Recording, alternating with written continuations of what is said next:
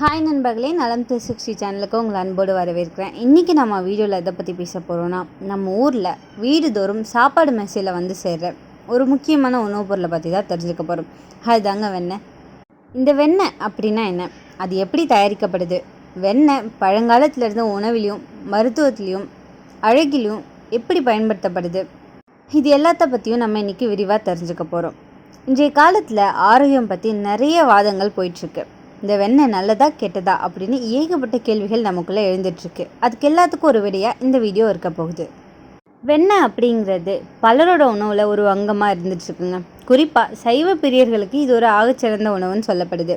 வெண்ணெயில் பல வகைகள் இருக்கிறதா கூறப்படுதுங்க. பொதுவாக வெள்ளை வெண்ணெய், மஞ்சள் வெண்ணெய்னு 2 வகைகள் கிடைக்குது.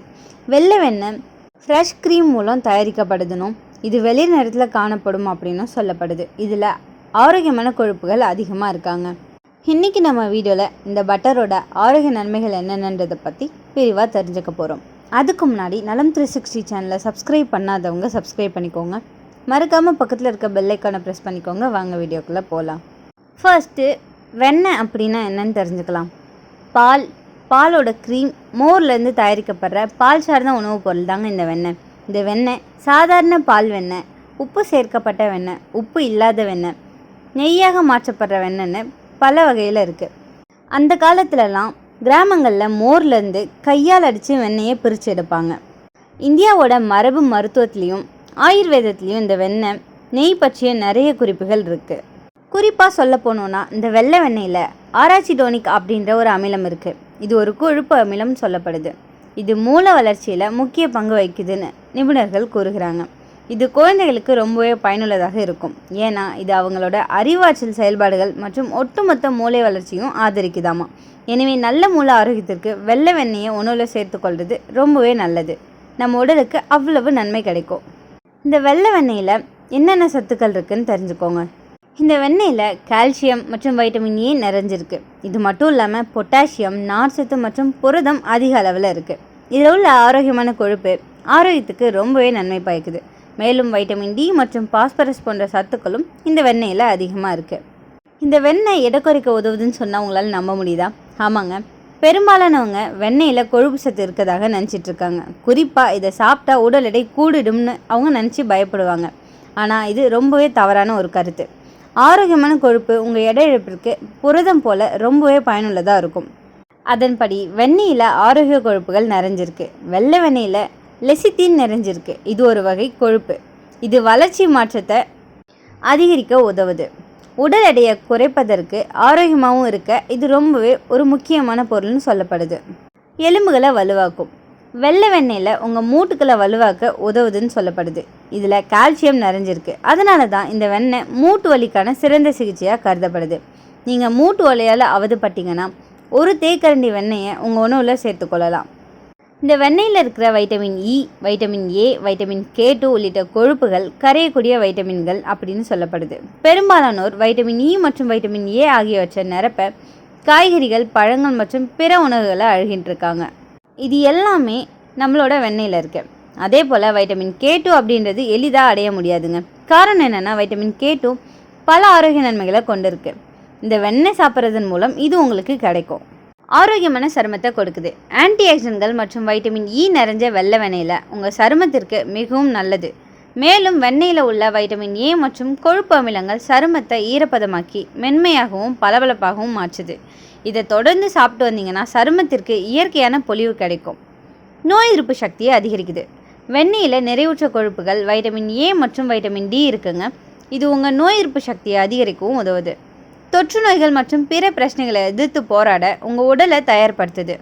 இந்த வெண்ணெயில் குறைஞ்ச அளவிலான நல்ல கொழுப்பு இருக்குது. இதனால் உடலுக்கு தேவையான சக்தி கிடைக்கும். குட்டி குழந்தைங்களுக்கு மூளை வளர்ச்சிக்கு இது ரொம்பவே ஹெல்ப்ஃபுல்லாக இருக்கும். இந்த வெண்ணெயில் வைட்டமின் ஏ இருக்குங்க. இது உங்களோட கண்களுக்கு ரொம்பவே நல்லது. வைட்டமின் டி எலும்புகளுக்கு ரொம்ப நல்லது. வைட்டமின் K இருக்குது. இரத்த கசிவை இது கட்டுப்படுத்துது. வைட்டமின் இ சருமம் மற்றும் தலைமுடிக்கு ரொம்பவே நல்லது. ஜீரணத்திற்கு இது உதவுது. பாரம்பரிய மருத்துவத்தில் சாப்பாட்டோட கொஞ்சம் வெண்ணெய் சேர்த்தோன்னா அஜீரணத்தை குறைக்கும்னு சொல்லப்படுது. குளிர்காலங்களில் கொஞ்சமாக வெண்ணெய் அப்படி இல்லைன்னா நெய் சாப்பிட்டிங்கன்னா உங்களோட உடல் வலி குறையும்னு சொல்லப்பட்டிருக்கு. பழங்காலத்தில் வெண்ணெய் முகத்துக்கு தடவினாங்களாம். இது நம்ம முகத்துக்கு சாஃப்ட்னஸை தருது. குழந்தைகளுக்கு தடவினா சருமம் மென்மையாக இருக்கும். உதட்டி சிராய்ப்பை குறைக்க இது ரொம்ப ஹெல்ப்ஃபுல்லாக இருக்கும். வெண்ணெய் குடிக்கிறவங்களுக்கு தொற்று நோய் எதிர்ப்பு சக்தி உயருமாங்க.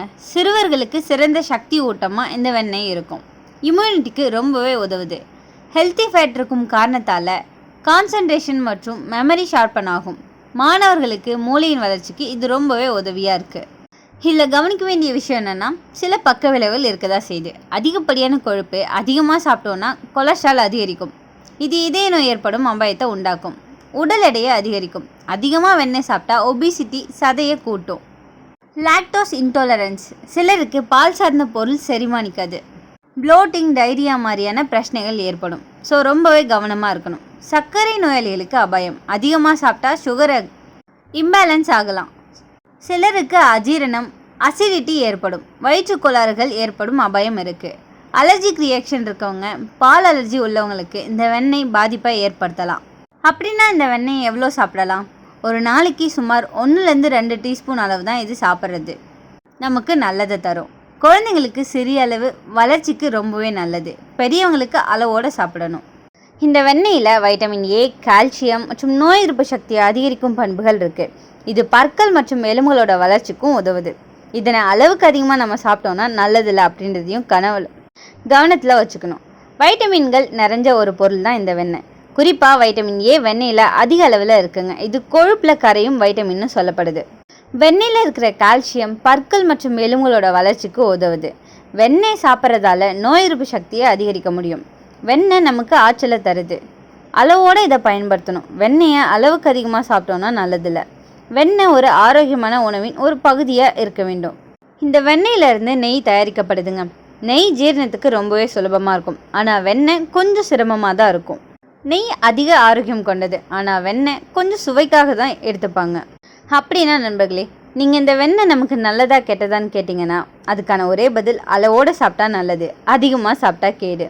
இப்போ நான் சொன்னதெல்லாம் சுருக்கமாக சொன்னேன்னா, வெண்ணெய் சக்தி, வளர்ச்சி, அழகு இது 3த்துக்குமே ரொம்ப நல்லதுன்னு சொல்லலாம். ஆனால் அதிகமாக சாப்பிட்டா இதய நோய், ஒபிசிட்டி, டயபெட்டிஸ் போன்ற அபாயத்தை கொண்டு வரும். நீங்கள் பட்டரை அடிக்கடி சாப்பிடுவீங்களா? அப்படி சாப்பிட்றதால உங்களுக்கு எந்த வகை மாற்றங்கள் தெரிஞ்சிச்சுன்னு கமெண்ட்டில் சொல்லுங்கள்.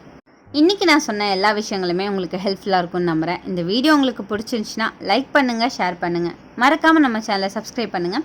அடுத்த ஒரு அற்புதமான வீடியோவில் உங்களை சந்திக்கிறேன். அது வரைக்கும் பை.